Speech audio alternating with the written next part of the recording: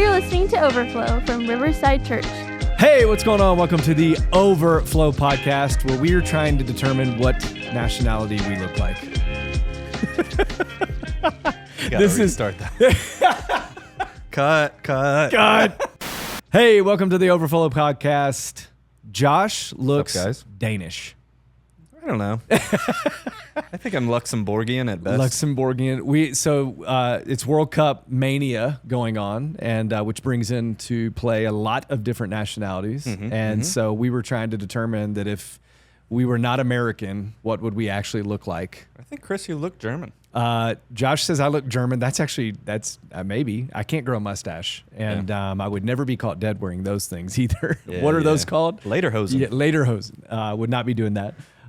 We think Northwestern European country maybe English is it. English is it for you? Yeah, I mean, it seems like the Brits really collected a bunch of different races. Yeah, that's true. So, anyways, people love to move there. Happy and whatnot. Happy World Cup, where the USA is dominating. Yeah, I mean they're playing well. Yeah, for the USA. I mean, move through. We're going to be playing. I forget who. BH. It's the combined countries that are playing together in a peace agreement. Bosnia Herzegovina. Yeah. So they're playing that. Then I think in the round of 32. Round of 16 knockout round. It would be Egypt. It's like the best guess or something like that. Okay. So we actually have a decent track right now from what I heard. So that's not bad. Yeah. This is where they play with the ball and you can't use your hands. Mm-hmm. Okay. Yeah. One that's person good. can use it. One person can use it. If the other one's, it's a foul, right? Bad. They don't And like the that. team with the most runs wins. No, I'm just kidding. Sure. I didn't grow up a huge soccer fan. We just didn't play it. I was in inner city Memphis. There was not a lot of people that played soccer. I have a ton of respect for soccer. It is it's big. It is one worldwide, two, very hard. I think it doesn't get the credit it deserves because it's not great to watch on TV. You don't get to see the athleticism until you're when they pan in and have the camera angles down low, you really see the athleticism. Yeah. But when it's almost like hockey, when it's panned up so high, you don't get to see the athleticism and the physicality with it. Yeah. And so I think that's why a lot of Americans don't give the credit that is due to soccer. Football, as they call it. I think there's a little bit of a learning hurdle. Yeah, 100%. You gotta understand what they're doing to know what's impressive. And I think you're right that the close camera angle will show you why it's impressive. Yeah. And then once you can read that language a little bit, then seeing the wide camera angle, you're like, oh, he received that ball and got it over here. Dude, that was impressive. And the first touch, like the soft first touch or the, just the pass on the first touches and stuff like that. So it took me a while to really get into it, but about probably 8 or 9 years ago, I really took a liking to Premier League and everything else. And so Chelsea fan and went there. Fan. I actually got to go to the Premier League one year and work with some of their marketing people when I was doing sports marketing and stuff. And so I have a huge respect for it. I do think Americans get it wrong in that regard. And I'm coming from that side, right? Of all they do is flop. And I'm like, well, have you watched the NBA lately? And but there's a lot of shirt pulling, dude, in soccer. That's what I'm saying. Sounds like our boy Joseph. When actually. That's a great. Was that a good tie? That's a good tie-in. Go ahead and finish I think when you see that, you don't see that from far away. That's part of what I'm talking about too. There is so much physicality that's going on, especially in a corner kick or something like that. That I think if more, quote unquote, I'm an American, I don't watch soccer type of person would see that, they would have a different level of respect for soccer. Oh, there's a lot of hits in soccer that I would not get up from. 100%. And, you can complain about the flopping and stuff like that. Some of the flopping, though, is it's good because it's dangerous. Yeah, if somebody's doing something that is dangerous, you got to make a show of it. When you come to try to take out my shins because you're going for the ball, you're going cleats up. Yeah, and you go cleats up to my shin, dude, bro, that doesn't. Or your head gets anywhere. If that happened in football, people would lose their mind. If your foot gets near my head, that's a real problem. So, anyways, there we go. World Cup, go USA. Here we go. USA, Team USA. Moving on to the next rounds and all that kind of stuff. So let's go. I think they're doing well too. And Pochettino used to coach Chelsea, so I'm a little in right now. Yeah. So we're both Chelsea fans and huge Chelsea fans. I make it if I go in the fall, I may get to go to a Chelsea game. They're playing, so I'm like, okay. Anyways, so shirt pulling. Yeah. We had a little bit of that with Potiphar's wife this week. Yeah, we did. And so we are continuing on. Overflow Podcast is diving a little bit deeper into the weekend's message. This weekend is another great look at a very, very, very high integrity person that is Joseph. He does what a lot of people wouldn't do. But before we get there, Josh, we were talking yesterday. We skip over Genesis 38. Don't skip over it. I gave a little bit, just a very brief kind of recollection of where two different brothers are going. And so doesn't it feel weird that Genesis 38 is right where it is? Yeah. These are just random thoughts by Josh. Why is Genesis 38 in the middle of this Joseph story? It's a jog sideways, honestly. We're leaving the Joseph story. We're going into another brother. I did like a little bit of research. So this isn't just a full-on Josh thought, but I think there's something to do with like highlighting the wickedness and the poor decision-making of Joseph's brothers. I had never realized this until I read through it again, that Judah has like a little bit of an arc here. Yeah. Because then later on in the story, when they're coming to get the grain, he's actually making some wise choices. Yeah. And he makes nothing but terrible choices here. Yeah, right? Like correct. And even before, he was the one that sold him into slavery. Yeah, exactly. In 37, idea, right? In 38. Like, 37. Yeah, he's like, hey, what? Well, let's not just kill him. Let's make some money off of him. Yeah. So Joseph, as we've been talking about, I think Adam is fixated on like Joseph being a perfect man, right? Yeah. Like he just never does anything wrong, at least in these stories, or at least not much. Yeah. And so then to foil that with like his brother, they both get pulled out of the family. Yeah. Joseph gets pulled out against his will. Judah decides to go down to this other town, away from his brothers, and then Judah makes just terrible, terrible, terrible decision after terrible decision. Also funny because it's around women. Yeah. Which then you have 39 with Joseph, and it's like he's making good decisions with women. Judah's making bad decisions with women. Exactly. Yeah. Yeah, and actually, one other thing that stood out was clothing is very important in these chain of stories, right? It is. You got the multicolored robe. Yeah. That's what Joseph is famous for. Yeah. Then Potiphar's wife, tries to take his clothes off or holds onto his garment as he runs away. And then here in the Judah and Tamar story, which I don't know, do we need to give a short recap for? Go for it. Yeah, I don't know if I can. There's a lot going on. There's here. A ton. I don't know if there is a short recap for it, but yeah. So basically, you have Judah, and he has some sons. Yeah. His oldest son marries Tamar. Yep. His oldest son dies, and all it says in the text is, what was it? That he was evil in the Lord's sight. Yeah. So the Lord put him to death. Yeah. Not even going to go into that for right now. Yeah. Then Judah said, sleep with your brother's wife. Also, by the way, if you have little kids in the car, this would probably be a good time to press pause on this podcast. Right. Disclaimer. So anyway, that was part of Levirate like marriage laws back then to make sure that he had an offspring. Take care of him. So then they sleep together, but Onan uses his own form of contraception, I believe would be a delicate way to put that. Yeah, that's good. Then he was doing evil in the Lord's sight, so he put him to death as well. Very well played, by the way. Yeah, is this good? Is this a good recap? Good. That was actually good. Judah now says to his daughter-in-law Tamar, remain a widow until my youngest son Shelah grows up.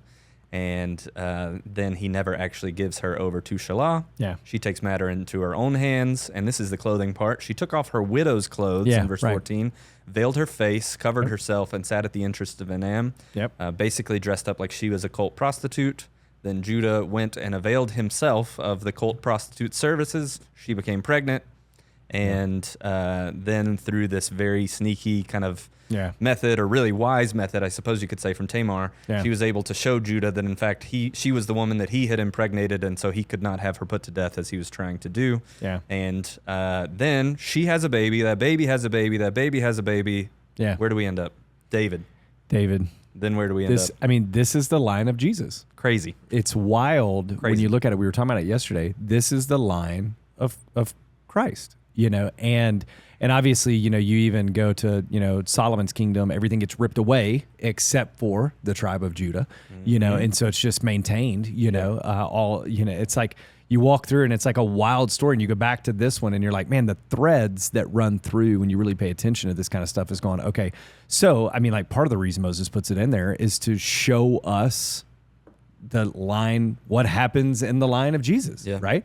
I think that's he why had no idea. Yeah, not at all. He was writing 100%. Like, so even to your remark earlier, why include this story in there? Like, one day we'd look back and say, hey, this is Jesus' great grandfather. Yeah. And Moses, from his limited vantage point, he dies, and basically all these tribes, I think, are similar enough, right? In size and power. They're the 12 tribes, and they each have their heads and everything like that. But he doesn't know that Judah is going to end up being David's ancestor, much less Jesus's. It's wild, and it's like, the way, I mean, when people talk about the accuracy of the Bible, written over such a span of time, over so many different continents, with so many different languages, with so many different people, all with one common thread, it's a story like Genesis 38 that makes you go, golly, that's in there. So we just know a little bit more about the line of Jesus. And to your point, Moses didn't know that at the time because what he was writing down was Holy Spirit inspired. Exactly. And it's like, dude. And so it's like just small little things like that make me love the Bible anymore.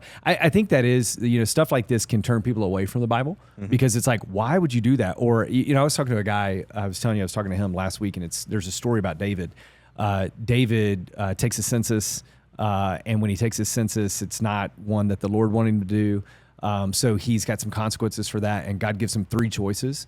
And the choice he chooses actually ends up in 70,000 people dying from, this bad aspect of what's going on, right? It's like, okay, hey, but this guy was like, I don't like that.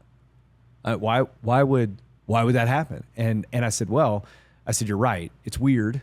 It's unique, but ultimately at the time, David had 3 choices. He actually chose that, right? Yeah. He chose, one of the ones he could have done was flee for 3 months.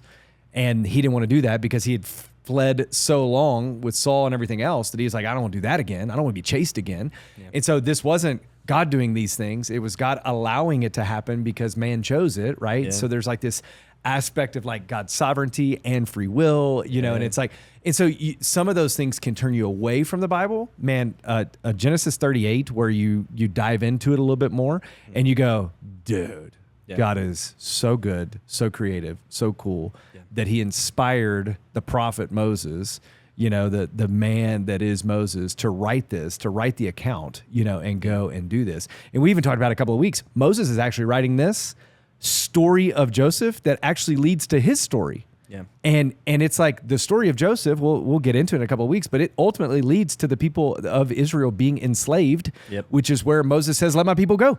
And it's like, dude, the whole thing is wild. And can you imagine trying to write all this down and knowing like the just sharp dip that is going to happen in between Joseph and how cool everything's going for him. Well, I mean, it's bad, but then it ends up well. Yeah. And then you're Moses, and you're like, by the time I enter the story. Yeah. Hey, my name's Moses, wrote this, but I want you to know this is an Exodus, and it all goes south. They're enslaved, and and then he's wandering around in the desert for a long time. Now, I'm curious from you, like, what's our takeaway from this Judah and Tamar story? Yeah, I mean, I think for me, one, going back to line, I think keeping the showing and keeping the line of Jesus in there is a pivotal piece. But the second thing, too, for me in the story, this is just practically, I think people could take different things away. I think there really is this pitting of, and I mentioned it this weekend a little bit, like Joseph is being faithful in Egypt, and Judah is becoming unfaithful in Canaan. And he goes through and he does that. Like, Joseph is protecting his integrity when it comes to clothing and everything else. And you have this story of someone losing his integrity and clothing and everything. Joseph is running away from temptation. Judah is running into temptation. And I think Joseph ultimately trusts God, and I think there's an element of trust that's in there. And then it really seems like Judah's just kind of following his own desires, in this area. And so I think that I think Moses is like asking us to really see and compare maybe 2 totally different viewpoints of temptation. Yeah. And so the way I'm taking it personally is 38 shows you a very bad way to handle temptation, and 39 shows you how you can view and respond to temptation in light of obeying God. Yep. And so I think that's there. But again, there's so much more to it. Like, I think that's the easy application from it. But then the dense application is that plus the line of, the clothing, the line of Jesus, like all of these types of things. It's absolutely wild. And man, like, like Judah walks away from his brothers in this moment, and it's like, dang, like what's going on? Like what happened? And they're so close in 37. Yeah. Now you're walking away. And I think of like Jesus-y kind of like Christian cartoons or something growing up. Oh yeah. And I always thought that when the brothers come back to him, they're brothers. So you think of them as young. Like I just immediately assume that they're children. Yeah. Not really children, because I know that Joseph is an adult, but I picture them all in their 20s. There's like a 20-year gap during this time, right? And so all of this is going down while Joseph is in Egypt, maybe while he's rising in power to Potiphar. Who knows, how the story actually plays out so specifically. But like while Joseph is on one track, Judah is on a completely different one. And there are parallels, right? Yeah. It's also funny, too, that I'm going to get really 2026. Is that all right? Go for it. All right. So you have two women both attempting to use their sexual powers for their own benefit, right? Right. Tamar is using it to right a wrong that has been done against her. Potiphar's wife is trying to take advantage of Joseph. Yeah.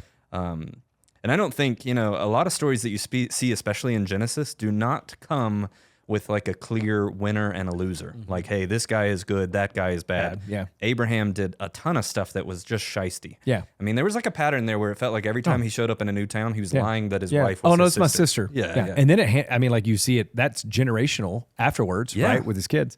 Doing the same thing, which is like, man, your generational sin here is going to get you in trouble. Exactly. Yeah. And so I think like, the Judah and Tamar story, we can't just walk away and be like, well, Tamar did the right thing because there's a lot complex in there. Right. But what we do see is that she was trying to continue this line. Clearly, God wanted it to continue. Judah was trying to stop it. He and his sons were both wicked men who were taking advantage of her. Yeah. And she contrives this whole situation to take her terrible situation and turn it out for good. Yeah. She's like the unexpected hero. Yeah. I mean, Judah says in verse 26, says, Judah recognized them and said, she is more in the right than I, since I did not give her to my son Shelah, and he did not know her intimately again. So then it's just saying like, hey, she kind of did the right thing. She got dealt a really bad hand and made it right the best way that she knew how. Yeah.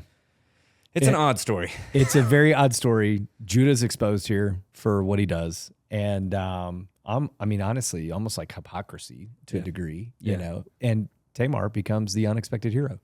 This makes me think actually about like divorce. Like it's easy at the beginning of a marriage to just be like, hey, divorce is not the right option. Never get divorced. Don't get divorced. Right. Divorce is bad. And that's something that you see all throughout Scripture, right? Yeah. You also see throughout Scripture that there are ways in which divorce is actually the right move, right? In cases of adultery. Biblical divorce. Exactly. Biblical divorce. And I remember talking to somebody one time who was like considering divorce, and it was the woman and the husband had broken the confines of biblical marriage. Yeah. No longer was she bound to that, and she still couldn't think that divorce was the right option because she grew up hearing so much biblical Look at the statistics to say that it was bad, right? And so I think Tamar here is a good example of like sometimes the seemingly bad, wrong option is actually the best when you're in such a terrible situation. Yeah.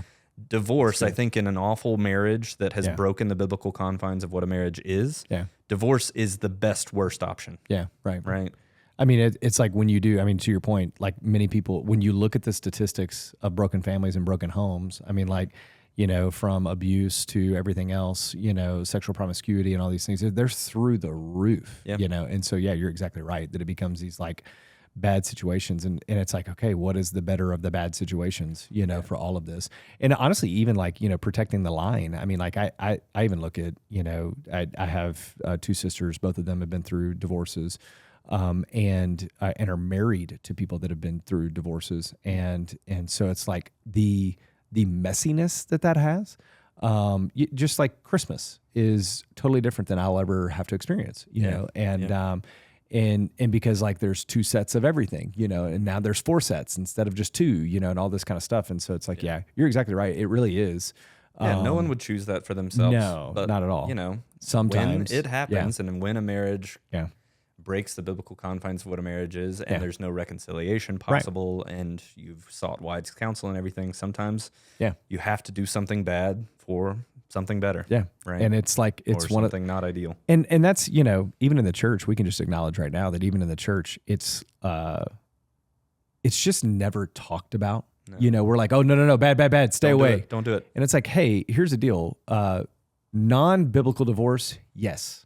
Irreconcilable differences, that's not what we're talking about here. He leaves his boxers on the floor. Yeah. Not a good reason. he's still playing video games, in the basement at 2 a.m. every day, for sure. That's terrible. But, but we're talking infidelity. We're talking, unequally yoked and abandonment and abuse, and all these types of things. It's like, that's where it's like, okay, so this is, it's not great.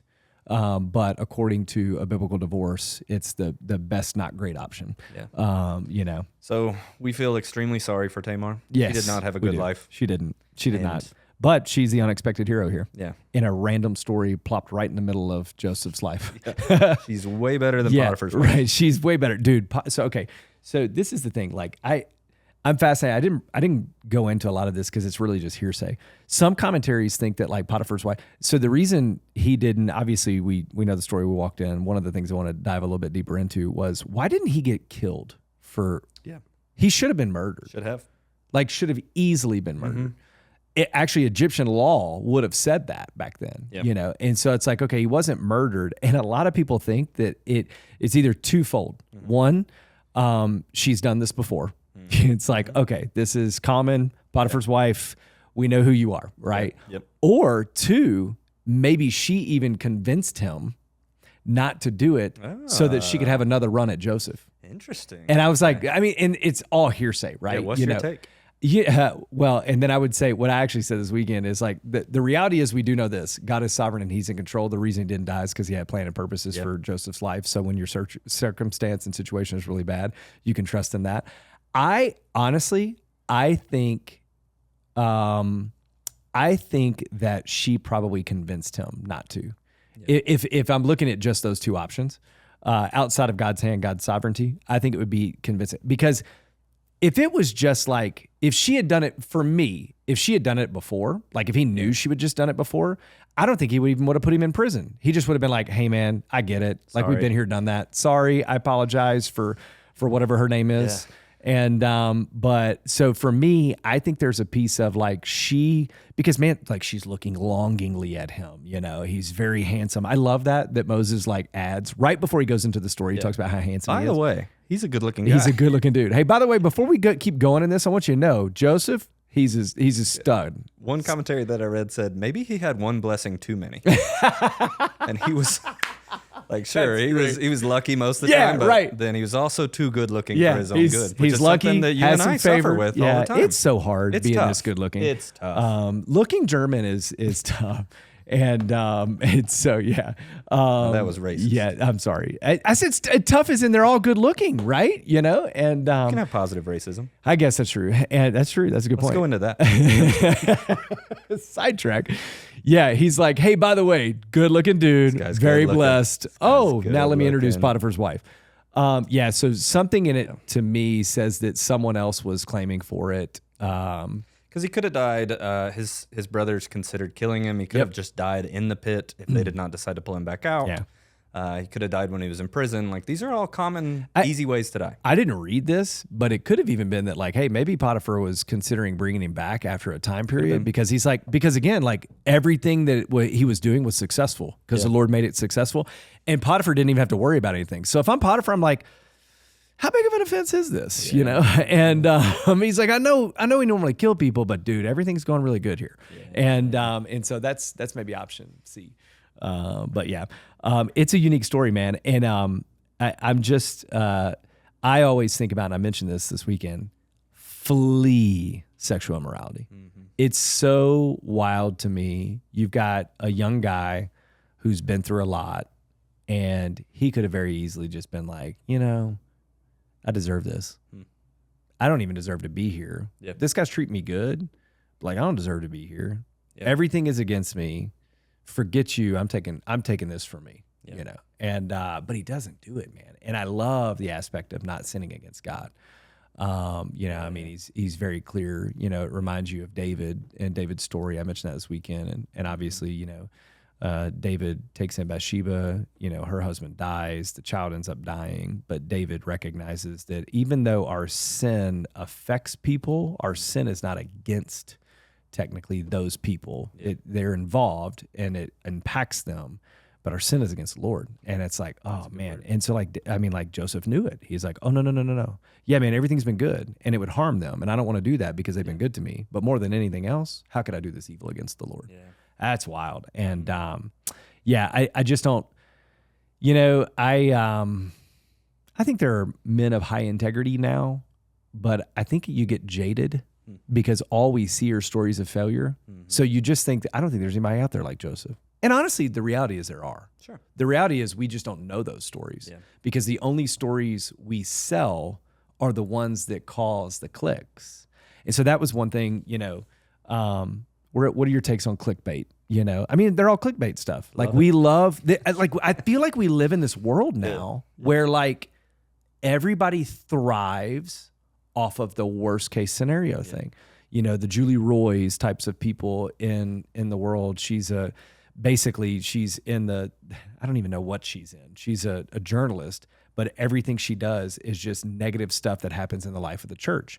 And it's based on her own interpretation. You know, of course, she's got sources and this, that, and the other, but it's like, it's stuff that it's like, hey, man, you actually don't know what you're talking about here.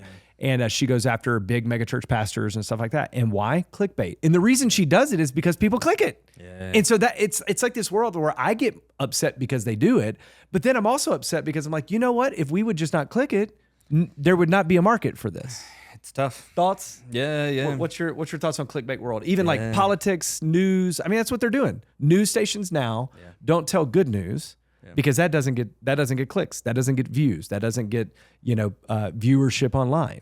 Yeah. It's always it's the reality show world that we live in, right? Yeah. Let's watch Desperate Housewives of this because the whole life is a train wreck. It's not because they have happy marriages. It's because we're waiting for the train wreck. I was actually reading this week, and this phrase kept coming back up, and it was like, people just love to see the downfall of a righteous man. Like that is the clickbait, right? Yeah. And that's why pastor in sex abuse scandal, pastor in embezzlement, pastor in whatever is just like instant clickbait for everybody, because like I think when we are sinful and when we are selfish and when we're prideful, it makes us feel better for someone like a pastor who allegedly is supposed to be the best among us, even though we are pastors and we know better than that. But like there is that perception out there. I think we just love to see it. The thing I was reading was like it was like a Russian story from like a couple hundred years ago, which just shows this always goes on. Yeah. And like this little town, this elder priest dies.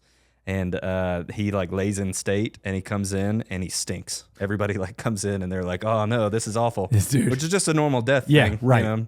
But there was like legends of another priest who didn't stink when he died or whatever. Oh gosh. So anyway, like the whole town got all worked up, and like that was like this big driving main point where it's just like people loved coming in. He got more excitement over his death because people came in to smell this stench to be like, "Oh my gosh, maybe he wasn't that great of a guy. Maybe he actually stunk." You know, like all the evidence we have. Maybe his life stunk. Exactly. Yeah. It was like God rejected him in the end. Clearly, he had a lot of hidden sins and stuff like that. Human beings love that stuff. So then the Joseph story feels like the complete opposite. Yeah. He had opportunity after opportunity after opportunity to do the wrong thing and to get ahead with it. And instead chose to do the right thing. Chose not to. And suffer because of it. Went to jail because of it. Yeah. Went to jail. Injustice. He could have slept with her, kept it quiet, and been fine. Yeah. He could have honestly done that for the rest of his life. Nobody would have known. Yeah. And honestly, he could have done that probably as long as he wanted to because she wasn't going to tell. Right. You know, and I mean, maybe she would have made it up that, it was not forced or consensual or whatever else. There's like a power dynamic here too, where like, he's working for Potiphar. Dude. If you're really good at your job, it's always that temptation to be like, I'm better than my boss. You know, like if you're outselling your boss when you're in like a salesman role, you probably start thinking like, oh, I could be the boss or whatever. Right. And now here he has the opportunity to sleep with the boss's wife. Like that is sort of this ultimate power move. Like basically then he is living Potiphar's life just as good as he is getting. I mean, and everything is successful that he does and everything else. Yeah. And then there's also the dynamics of like, there's even at play of like, hey man, the wife has a hand here. Clearly she says stuff. So he has to be thinking like, well, hey, if I'll do this, things can go well because she has some power. Because she's married to Potiphar, Yeah, and exactly. So there's so many different dynamics of like, and he just says no because it's not the right thing to do. Yeah. It's funny you say that with the megachurch pastor. So or pastor this, pastor does this. So most of those articles say that, like megachurch pastor does this is one you see. Megachurch pastor, blah blah blah. Megachurch pastor, and it's like it's the biggest clickbait thing ever. Yeah. Just say the name. But you don't do that because you go, oh no, it's a big church and we hate big church and blah, blah, blah. So my buddy Josh Howerton down at Lake Point, he got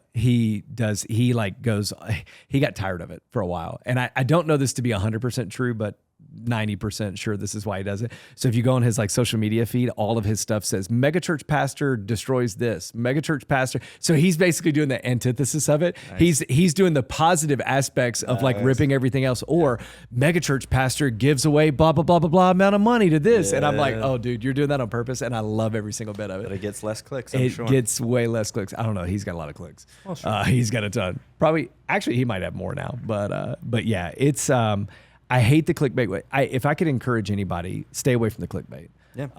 Colin Cowherd was a sports guy for ESPN for a long time. Then he went out and did his own. He was the guy that was known for that. Everything was all clickbait. It was like, let me create this. I can't believe they did this thing, blah, blah, blah, blah, blah. And it's like, oh my gosh, man. It's just like Stephen A. Smith is on ESPN now. I think that's all he does. I think the whole thing is a show. I think he just has this boisterous personality for this one particular area because he knows if people don't like him for what he does, it still gets views, which makes him impactful and influential. And it's like, dude, just avoid that. You know, what if, Romans is very clear. We should outdo one another in showing honor. Not outdo one another in putting down, not outdo one another in finding out all the wrongs, not outdo any of these types of things, but we should outdo one another in showing honor. What if showing honor got more clicks than the clickbait that's out there now? And I just thought about that a lot this week, you know, that it's like, man. It's fascinating, too, because I do think some people think that it is their job. Like you mentioned that journalist. Yeah. Like, why when do did that even happen? Christians feel like, oh, my job in this kingdom or in this denomination or whatever is you're going there. You're doing it. I see this. Yeah, I see it. You know, I'm not in the world as much as you are. You're probably thinking of actual names when I'm saying this, 100%. but I feel like I've seen it. Like, we've got to do it right. We have to find out all the people that are doing this thing that we don't agree with. Yeah, and they devote their lives to it as if they're serving the kingdom of God better like that. And they're like pastors that like, so I had this, I can tell the story. I had a pastor that called me one time. This is right after we had started Journey Point, and we are off the rails now, but this is fun. I like it. Off the rails. This guy called me from Corinth, Mississippi, which is like a small town in northern Mississippi. And we had just baptized a bunch of people at Journey Point, and there was they wanted pictures for On Mission magazine for the North American Mission Board that gets put out. And the picture that I sent them was a mom that was baptizing her daughter. And so, you can see where I'm going with this. And so this guy from Corinth, Mississippi finds my number and calls me. Nice. And I was like, one, how did you get my number? Two, I think it was because it was connected to the church and I just answered. So I was like, all right. I'll never forget. It was a snowy day. I was down in Wash Park when I answered the phone, and I was near Ron Johnson's church. And so this guy calls. I've got a little bit of time. I'm like, hey. And so he calls me. He is very concerned that we are letting women baptize people. Sure. And so, well, that's his job, right? It's very much his job. You didn't highlight the part where his job was, in charge of tracking everybody and making sure they're doing all right. Right. Not as a pastor of a church in Corinth, Mississippi. Right. So what's funny is we walk through like our baptism policies and everything. And I asked him, I said, hey, pastor, I said, man, I'd love to talk and chat through this. I said, can I ask you a couple questions first? And so I asked him, I was like, hey, what are your baptism policies? You know, so this guy was, you have to be an ordained pastor to baptize anyone else. And I was like, man, can you do me a favor? I would, I'm doing a lot of research writing papers because I'm in the beginning of my church. Mike, could you tell me where exactly it says that should be our policy in the Bible? You know, and I'm very kind in all this. I'm not mean or, but I'm asking him real questions. He was like, I don't, and he's like stumbles. And he was like, well, what's your baptism policy? And I was like, well, it's too long to like explain now, but I'll send it to you. And we talked about you had to be a follower of Christ. You had to be on the right side of salvation. In order to do it. And we particularly like someone in the life of the person to be able to baptize them, if that's the case. Or it could definitely be an ordained pastor, or somebody on staff or whatever else. And so, but made sure they were a follower of Christ on the right side of their baptism as well, and blah, blah, blah. And because I told him when he said that, I was like, how many ordained pastors do you think they had at like Pentecost? I was like, that was wild. They didn't even have that many. Like, did they lay hands on that many people? I didn't even know that Philip was an ordained pastor when he baptized the Ethiopian eunuch. I don't think he was. Definitely weren't at a local church. No, they were not. There was not an ordinance that was fulfilled in that way. And so anyways, we go into it. So what it came down to, he didn't like that, let a woman baptize. Sure. And so, and I was like, okay. And I said, can I ask you a question? I said, who do you think should? He said, well, it should be the leader of the home. And I said, I agree. I said, she is in a broken home and the dad is not in the picture. And I had just baptized her. And so she is the leader of her home. And dude, he did not feel great about that because of whatever. And so he apologized. He was like, man, I've never just processed that. I don't live in that world, blah, blah, blah. And so then I asked him, I said, Pastor, can I ask you a question? He said, yeah. I said, would you say that there's lost people like that do not have a relationship with Christ, spiritually disconnected from him and on their way to a Christless eternity in Corinth, Mississippi? And he said, yeah. And I said, do you think the best thing that you could do to help them understand the gospel today was call a pastor in Denver, Colorado to talk about their baptism policies? And he said, No, he said, I'm so sorry, and I was just like, it was a great 25-minute conversation that we got to that point. That's wild that it ended that way, honestly. Yeah. It was like, and you've been around me long enough to know that that's like, my MO is not that. I am a very justice oriented person where I'm like, hey man, let me tell you what, this ain't right. And blah, blah. But he thought it was his job and his duty and his role to call a guy in Denver, Colorado to discuss baptism policies. It's our own version of cancel culture, right? Like it's just sort of like the terms are different, but the goal is the same. Brutal. And it's like, and so I think the thing is this, the reality is, I was in Romans 6 today, Romans 7. And in Romans 7, it's where Paul's like, I keep doing the thing I don't want to do. And that's both comforting and very uncomforting for me. Paul's legit, man, and he's still struggling. Yeah. So that's comforting to me to know that hey, I'm going to have problems and faults and failures.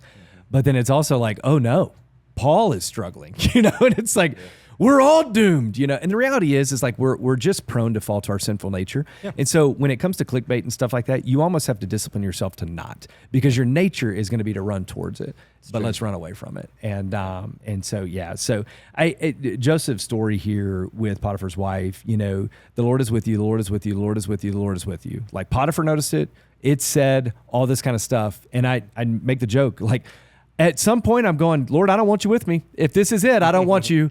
And but the reality is, we only think God is with us when our circumstances are good. Yeah. But he is also with us when our circumstances are bad. I use the analogy all the time, is that the green grass grows in the valleys, not on the mountaintops. Living here in Colorado, that's more known than not. When you go to hike a 14er, I hate this. This is hot take, Chris. I love all the 14er people. I think all the 14ers look the same. You're at the top of a mountain. It's very barren and rocky and sweet. Yeah, I mean, most of your hike is past the good part of the mountain. And the best part is in the valleys where all the green grass is growing. And the reality is we're in the valleys of our life. When Joseph is in the valleys of his life, he's growing. He's growing because the Lord is with him. And so it's like, we forget that it's not on the mountaintops. And so we somehow correlate, only the mountaintops is when God is with me. No. You're actually prepared to be on the mountaintop because of the growth that you had in the valley. And so I think that reality here is big. So last question I want to ask you, what is successful? Because it says he was very successful. And I talk a little bit about this, but I still align from Vance Pittman in this, but we talk about what is successful. And I hate that word. And I am a very success-driven, goal-oriented type of person. So it's probably why I don't like it as much. I think too often we let the world define what success is, and we don't define what success is by the Lord's commands. I think success is driven by the world, but how do you think the normal person listening to this podcast defines success in their life? Yeah, I mean, I think, I don't know about the person listening to our podcast. Hopefully they have like a God-ordained or a God-oriented version of success, but I think typically people are thinking dollars, increase, profit, Yeah. And I think promotion. We see some of that in Joseph's life, right? Like he had worldly success. Yeah. But more importantly, the takeaway from Joseph's life is not how much success he had. Yeah. How boring of a story would this be if it was so there was this guy, he got sold into slavery, he was really good at his job. Yeah. Then he went to prison, he was really good at that job. Right? Those are parts of this story, but we're cutting out the actual success parts. Dude. Which is where he's obedient. And that's he's faithful. Vance Pittman says success should be redefined as obedience, or redeemed as obedience, because that's what. And even in this particular passage, he says the Lord made him successful. And so it's really when we define the word success by what the world says, we are actually defining it ourselves. We are. Then I can't say that the Lord made me successful because I define what it is. Therefore, I get to determine and I get to get there. And if I work hard enough, and if I get enough promotion, if I get enough education, and if I do this and I do that, and I have enough friends and I have enough followers and I have the right marketing scheme and blah, blah, blah, blah, blah, then I'm successful. Yeah. And what this shows us is all of that can be stripped away. You could be working as a prison guard. You could be working in a prison. You could, have injustice, accused of rape, and all these other types of things. And the Lord will make you successful. Yeah. And that's obedience. And so it's success should be redeemed as the word obedience, redefined, redeemed as the word obedience. And because again, we talked about it before, Isaiah didn't have a great ministry, successful one. I think here at Riverside, I don't know if I've shared this fully with you, but I struggled with a guy named Pastor Jim that was here, Jim Shaddix, professor of preaching, big time guy at New Orleans for a while with Robbie Galley, David Platt, Tony Merida, all these types of guys. Yeah, I mean, it's kind of insider knowledge to people listening to the podcast, but goated in our community. For sure goated in our church community. And he was the pastor here from 2005 to 2012, and the church grew from 2,000 people to 800. And for those paying attention, that was not a positive growth. That was a negative growth of 1,200 people. And I always struggled with it to go like, man, this guy, I know he was godly. I know he was faithful. He literally teaches other pastors how to preach. How could he come in here and not have a quote unquote successful ministry? And so the reality is he was successful because he obeyed God's command to come here. And the picture and the story that God had at play was not to massively grow the church.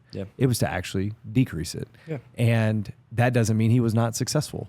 That just means that God's plan at that time wasn't to. Now, did he probably do some things would he do some things differently? Maybe.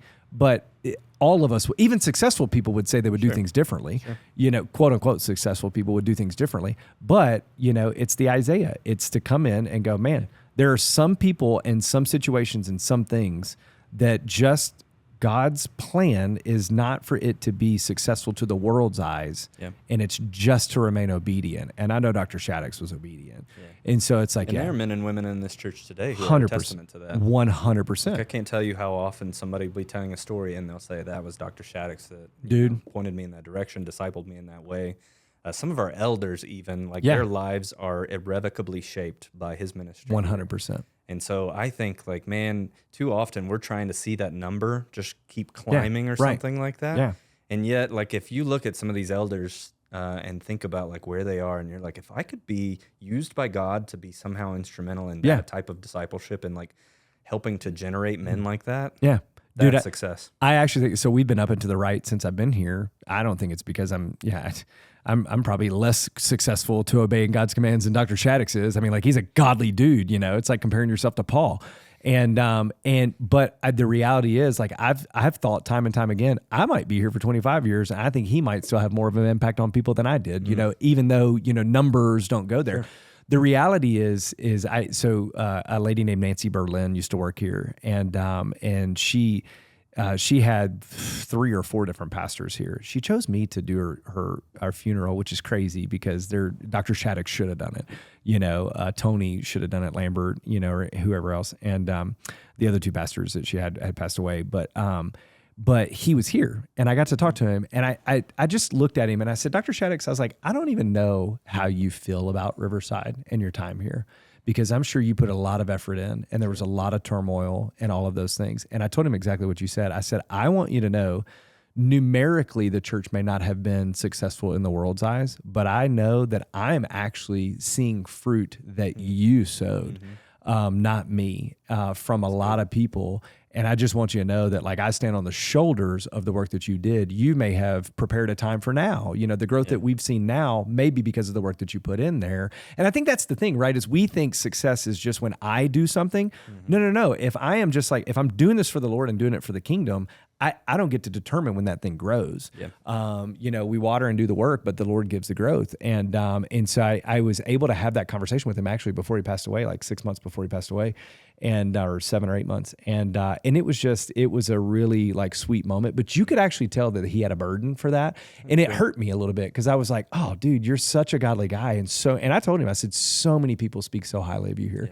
And so I just want you to know that. I don't know what anybody else thinks or cares, but I want you to know you deeply impacted the lives of so many. And not to mention the amount of people he deeply impacted at Southeastern and New Orleans. And so very internal language type of piece. But I think that's true of you and your job. Anybody else, right, that's listening, that, like, you may not see the quote unquote success that, like, your colleague has, but I guarantee you that if you're faithfully walking with the Lord, you're kind, you're loving your neighbor, you know, the way the scriptures command, you are more successful than someone that may have better numbers that they're not doing that. And at the end of the day, I think, you know, Josh, you've gotten to do this too. Have you ever been near the bedside of people that are close to passing away? None of them ever care about their resume. None of them ever care about their job. They never care about their, make sure they know that I increased sales. Right. They never say that. Yeah. They're always worried about the people that they want to know that they love them. Yeah. And I think that's success, right? Is deep relationships there. I think you do a really good job of that, Josh. You have deep friendships. You could tell, even the people that have joined here at Riverside, and in those, that's a world of success, and God has seasons on things. And so we just have to step into them and obey. And you're a deeply obedient person. You walk through that obviously with Dwell, deeply successful, I would say. And so it doesn't matter what the world says. And so I just, this week, I was just really processing that a whole lot with Joseph in this story. It's like, and again, I am a very driven person. Yeah, I'm wondering, and I think this is even getting to know you even better over the past 6 months. I think I've been shocked by that you are a success-driven person. I knew that. Yeah. But then you're like content with obedience as well. Like things go well and you're like, we did a good job. We should all be proud as a staff. That was great. Things go poorly. You're like, well, we did what God wanted us to do. We gave it a shot, and we'll try harder, or we'll do something different the next time. But ultimately, God be praised. I think that's where we get it wrong. And I think it goes back to this word, understanding. It's like, hey, we were successful. I think we try things and it fails. I think everybody, like, how many times did Steve Jobs fail before he got what he needed? How many times did Bezos fail? Yeah. And I just think that, like, we just have we just have this short-term view of life where if I don't succeed at this one thing, but like I always look at everything as going, hey, did this failure help me get better? Yeah. Probably. And if it helped me get better, then it wasn't a failure. It was actually successful, even still, right? So obviously maybe it didn't work for that. Like, dude, how many times has Elon Musk tried to land the thing, the rocket launchers and stuff like that? Yeah. It's been the perennial problem that he's had forever, is getting a smooth, consistent coming back to orbit, from orbit, in all of that area. But he's got it. He's getting it, How many Teslas were there before we have the models that we have now? And so I think that's just the thing for me, is like, I quit really caring about what everybody else thought. Ben Mandrell said this, and it hit me, this was years ago. All that we really need to do, the effort is ours, the results are the Lord's. Mm-hmm. And I think that, like, when I look at success that way, dude, if we tried, if we put the effort in, if we thought it was the best thing, if we were Holy Spirit led in doing it, and it doesn't go like we wanted it to, it still was not a bad thing to do. Yeah. I tell my kids that all the time. There's this, I forget the name of the book. It's a sports book called like Into the Lights or Into the Arena or something like that. And it's a Christian-based book. And they tell them to ask the kids, instead of the ride home being all about, the swing plane and gripping the bat, or, the proper way to hold a basketball, or, whatever else, plant foot forward in soccer, whatever it be.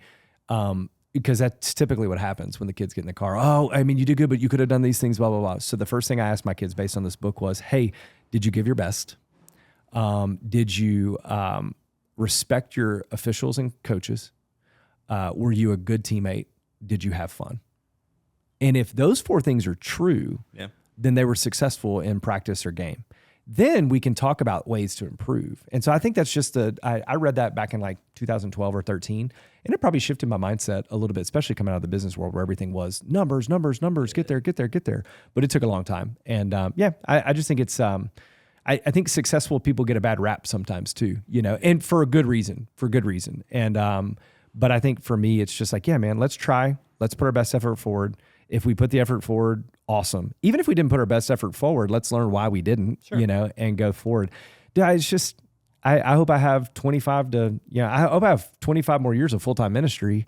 And then even after that, I'm still doing ministry until I'm dead. Mm-hmm. So it's like, life is just too short for worrying about what went wrong in this one event in 2026 or this one weekend. And hit some singles and let's go. And I mean, if you're following a biblical pattern, you know that, like, as we've been saying this entire time, the obedience is the measure of success. So, like, that means you're just going to have some losses. We can't read through, the Old or the New Testament and not think to ourselves, like, we're going to do everything right, and we're going to do exactly what God tells us to do, and we're going to fail.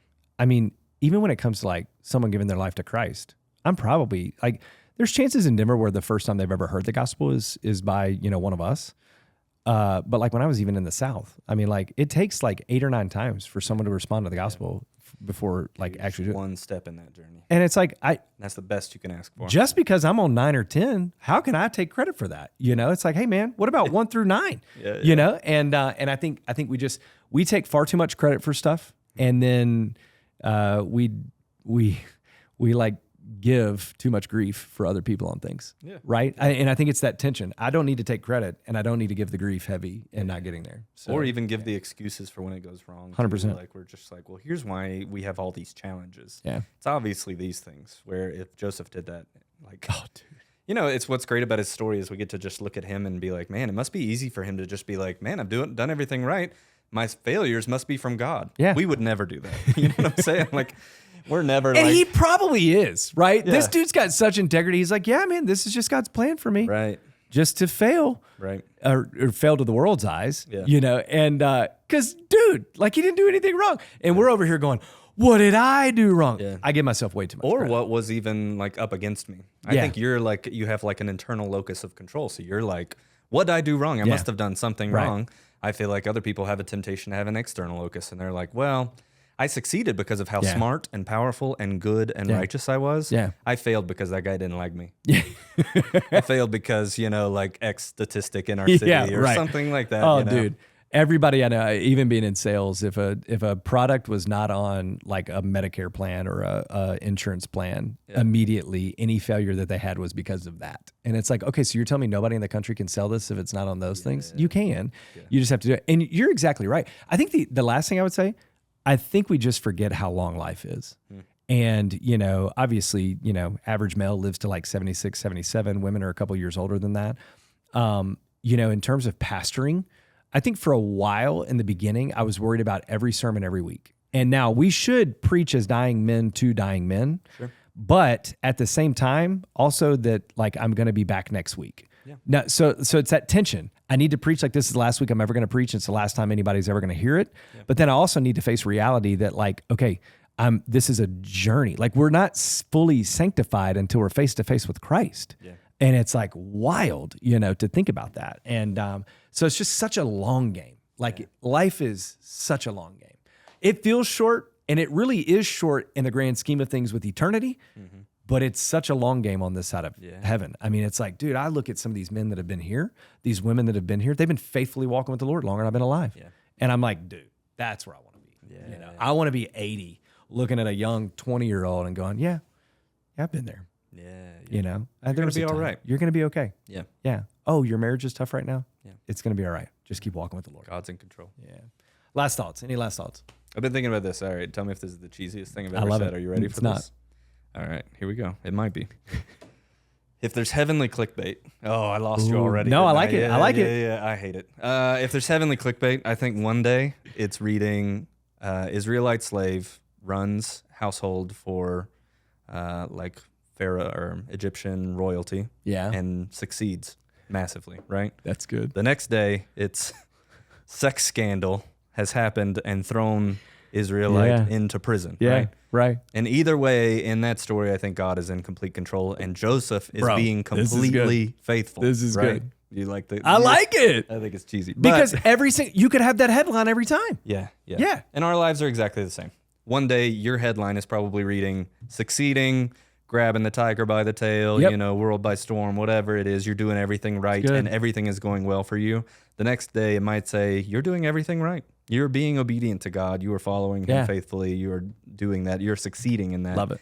And everything's going terrible. And I need to remember that. Yeah, I mean, it is. And it's like, that's the thing. That's the end goal is like one day is good, the next day is bad. Stay steady in between. Yeah. And I like that. The clickbait. That's good.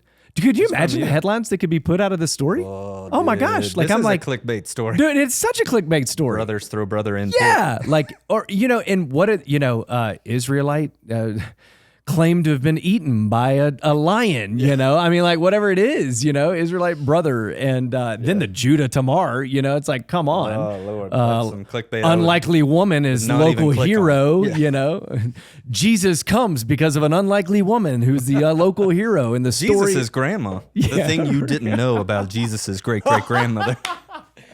Did you know? I could write some good clickbait titles. You really could. I think this is a move for you. This is a hidden skill I have. Yeah, it really is. The thing you didn't know. This is like Hampton Harmon movie level type stuff where like everything points to the storyline of Christ. That's Number good. 10 will surprise you.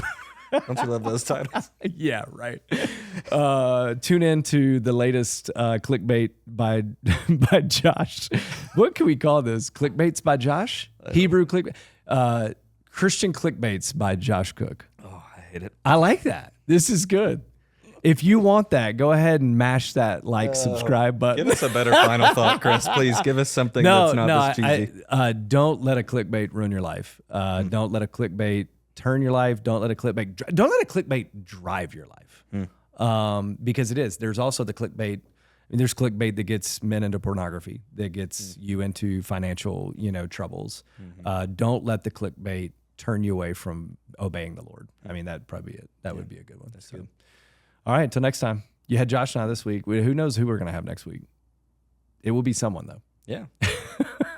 Hopefully Adam will be back. Close to America's birthday. Yeah, it is. It's 250, dog. 250. Actually, it'd be just after that. Oh, yeah, when it comes out. Yeah, when it comes out, it would be just after that. Happy 250, America. Yeah. And go USA in the World Cup. Yeah. They score goals, runs, hoops. They kick it in the net. Yeah. It's one of those.